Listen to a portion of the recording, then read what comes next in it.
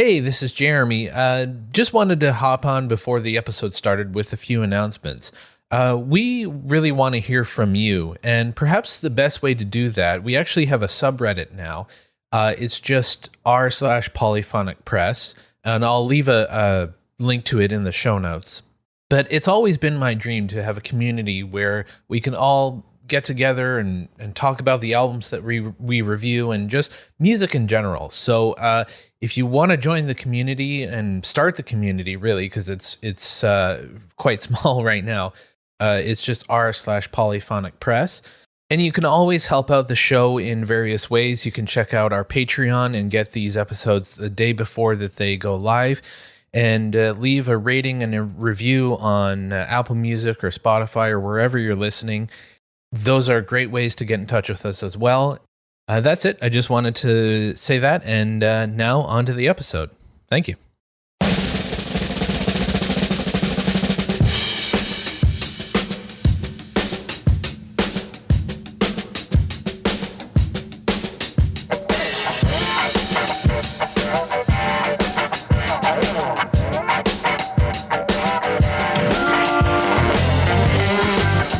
Polyphonic Press, the podcast where two music fans pick a classic album completely at random. Using the patented random album generator, they are given an album to review from a curated list of over 1,000 classic releases, spanning multiple genres.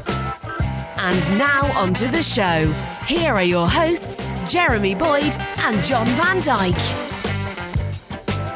Hey, welcome to Polyphonic Press. I'm Jeremy Boyd. I'm John Van Dyke. And let's not waste any time. We've got the patented random album generator right in front of us here. So let's hit the button and see what album we're going to be listening to this week. And the album we're going to be listening to is Bob Dylan, Love and Theft. We just did that. Yes, we did. Wait a minute. No, we didn't do Love and Theft. We didn't do Love and Theft? Oh, we did Modern Times. Or modern something, right? Modern, what was it? I can't remember, but it was another Bob Dylan album. Yeah, it was. Yeah, it was. Time Out of Mind is what we did. Time Out of Mind's the one we did, yeah. Yeah.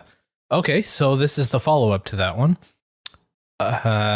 So this is called Love and Theft. So here we go. So this is a later album that came out in 2001. So this is what it says on allmusic.com. It says, Time Out of Mind was a legitimate comeback, Bob Dylan's first collection of original songs in nearly 10 years, and a risky rumination on mortality, but its sequel, Love and Theft, is his true return to form. Not just his best album since Blood on the Tracks, but the honest, funniest, warmest record he's made since the Basement Tapes. There are none of the foreboding apocalyptic warnings that permeated Time Out of Mind, and even underpinned Things Have Changed, his Oscar-winning theme to Curtis Hanson's 2000 film Wonder Boys.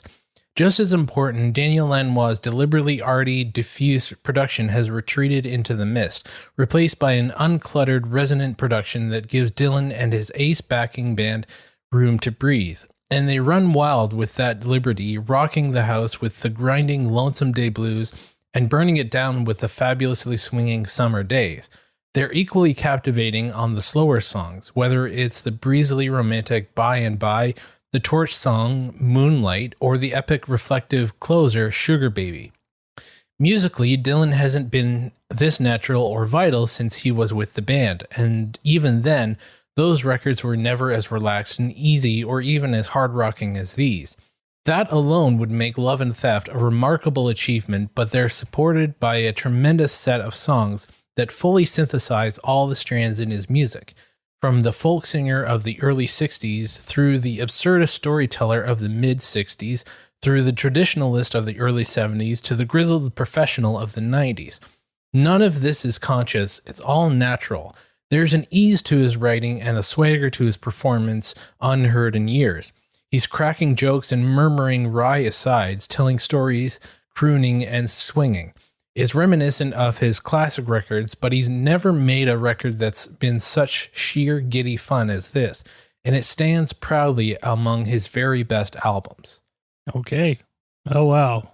Oh, Okay, so here we go. Here's the first song on the album, Tweedledee and Tweedledum.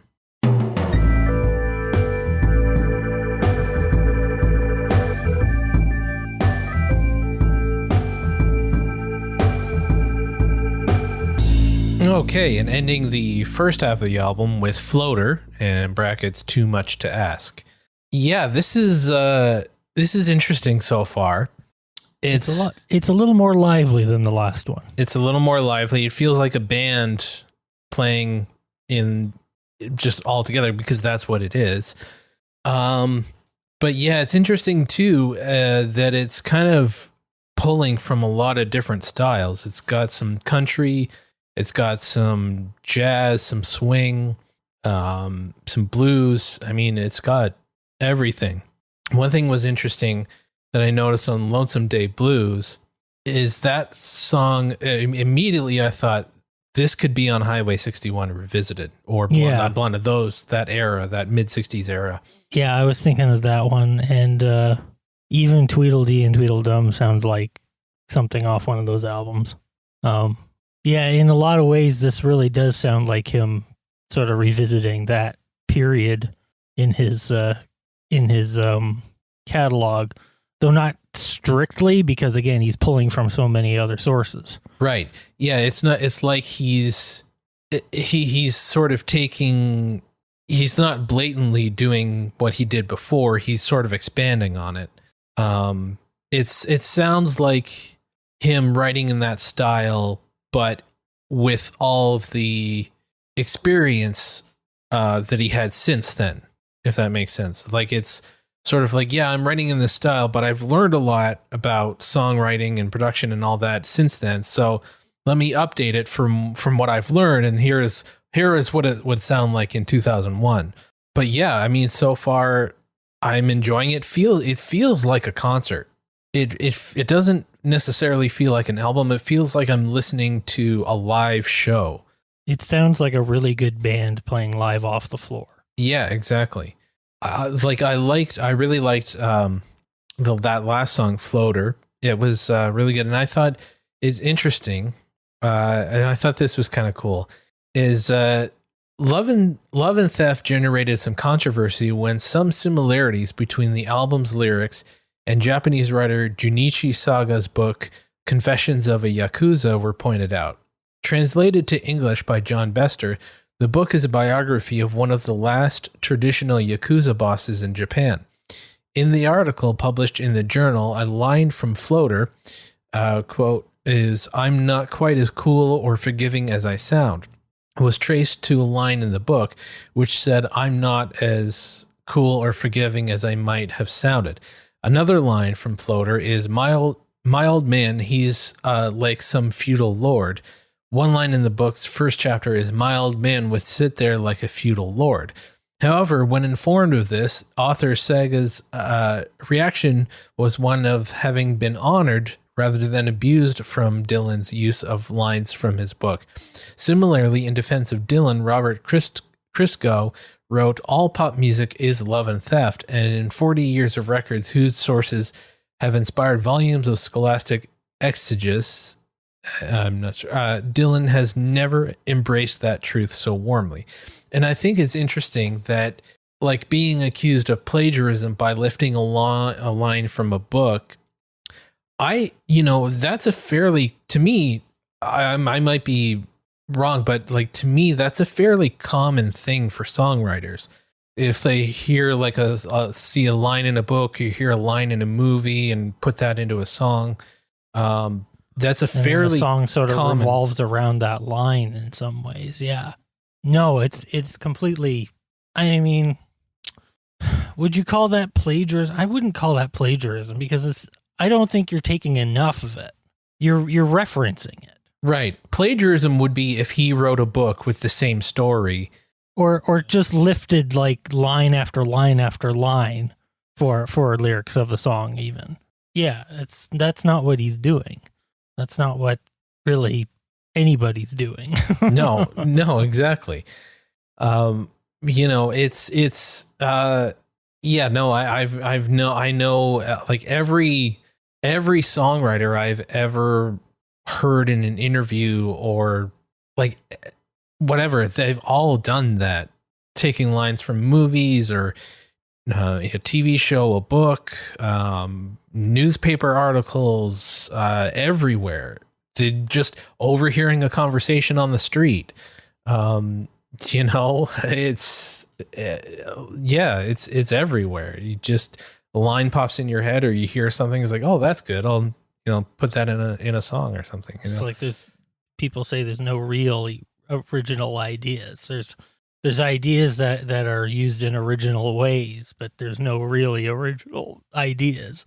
So I just thought it was, but I thought it was interesting that when the author was informed, it's like, hey, this, Bob Dylan took some lines. Bob Dylan ripped you off.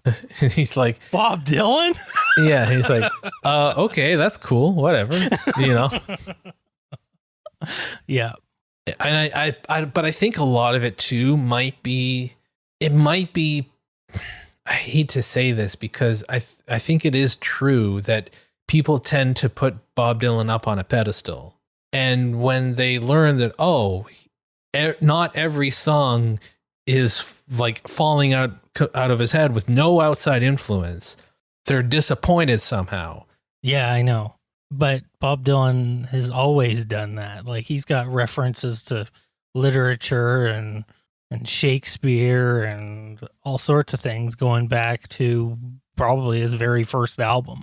Yeah, absolutely. And, I think, like, yes, he's Bob Dylan. Yes, he's this influential songwriter, but he's just a guy. He's human like the rest of us. Yeah. Yes, he's clever with his words and he can put it together. But you could probably do that too. Like, if you're writing songs and you're lifting things out of stuff, you're doing the same thing that Bob Dylan is. So that's, he's no different really. He's just very, very clever and has made a name for himself as being a really good songwriter. But even he would sort of shy away from that greatest songwriter of all time title. I mean, and it's true. It was true of Hendrix too. Like, he would always get sort of bashful when people say, "Oh, you're the greatest guitarist in the world." And it might have been true, but holy cow. Yeah, he just, both Bob Dylan and Jimi Hendrix are fairly humble guys. Yeah, I was watching, I saw an interview with Hendrix on, I think it was Dick Cavett. And he was talking, and he said, well, you're considered, one of the greatest guitar players in the world right now. And he said, well, how about I'm the greatest guitarist sitting in this chair? How about that? So he doesn't, because he just doesn't see himself that way. He just sees himself as creating music. But it's funny. A lot of people didn't see him that way. Didn't see him as the humble guy, but he really was. He definitely had like a stage presence, but off the stage, he was sort of soft spoken. Yeah, he didn't carry always, himself as I'm the greatest and look out and get out of my way. He wasn't like a diva or anything like that. No, he's a pretty down to earth guy. And I don't think Bob Dylan's much different.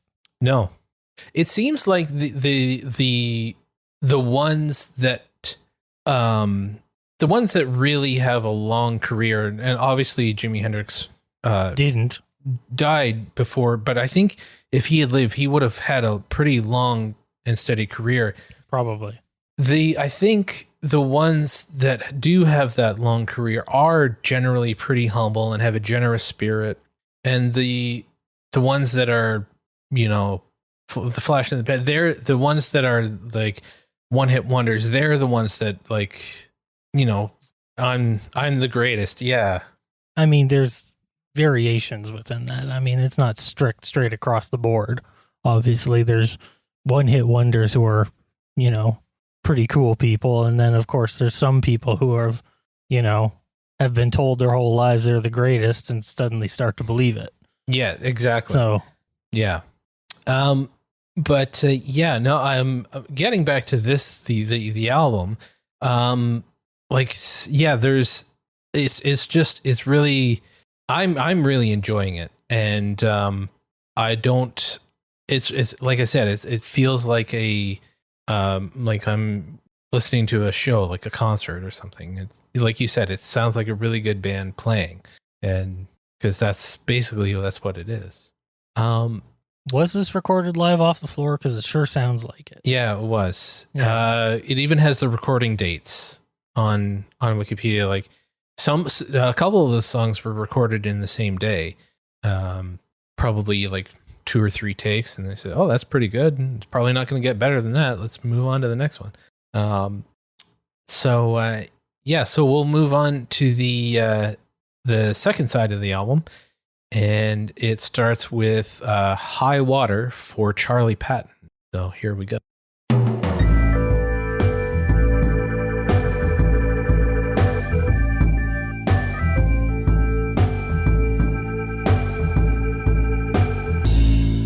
All right, and ending the album with "Sugar Baby."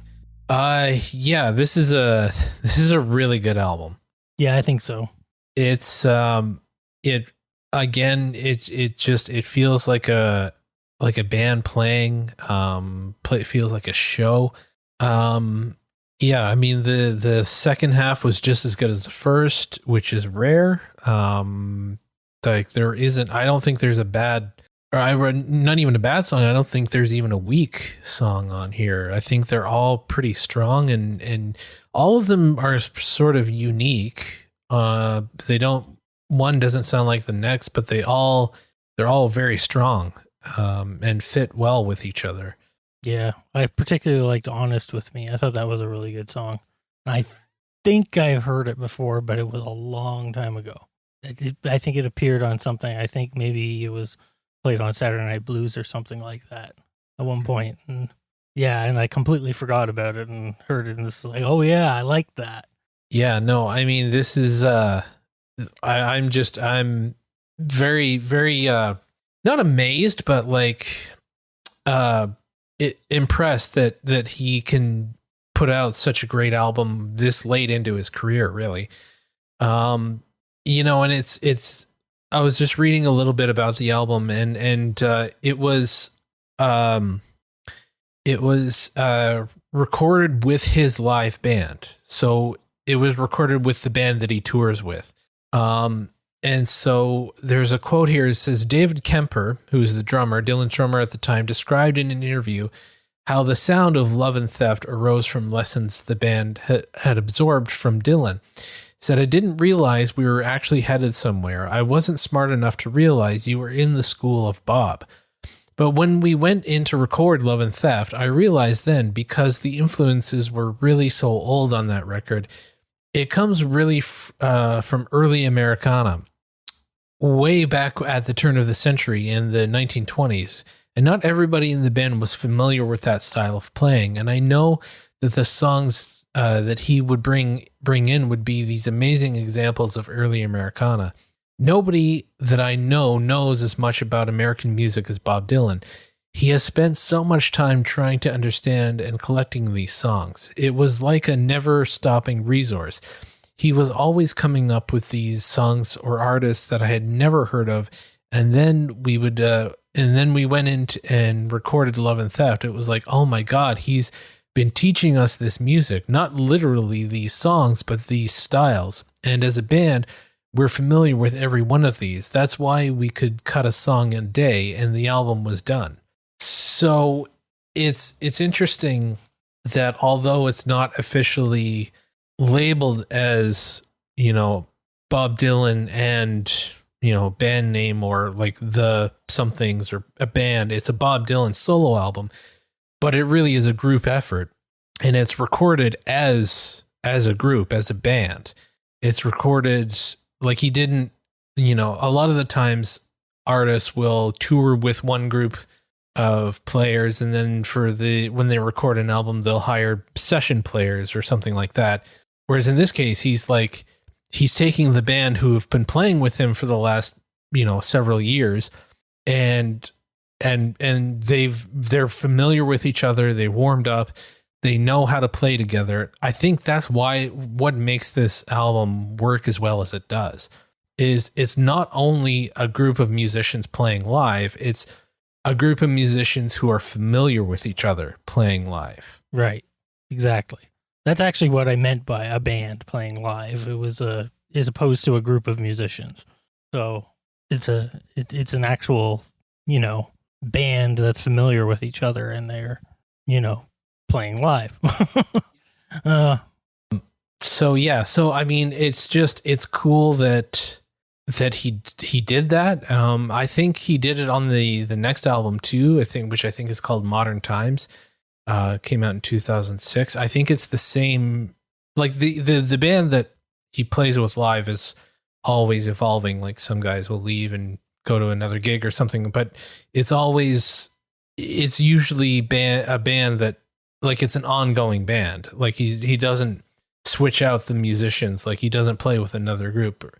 So I think he's assembled a band and I think he just enjoys playing with them, and he knows that he can bring this kind of music to them, and they're gonna be receptive to it.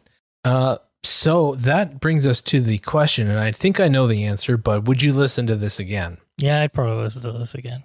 Yeah, this one probably more so than the other Bob Dylan one we did, and it was fairly decent too. I mean, it's hard to compare because they're just different projects. I mean, I got a lot of respect for Daniel Lanois and his production. But yeah, this one I think just comes off more as what I kind of want to hear from Bob Dylan. Yeah. Yeah, I agree. The other one was a cool experiment, and it was a good album. I'm not saying it wasn't a good album. It absolutely was. And yeah, he did that on that album, and went another direction on this album, and they're both really good.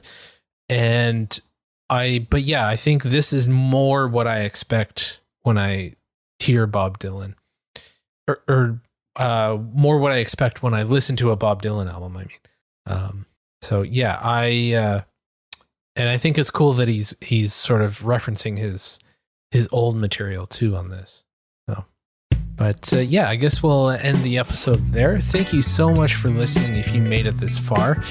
We want to hear from you, whether you agree or disagree with the album. Let us know. You can go to the website polyphonicpress.com and go to the contact page and drop us a line.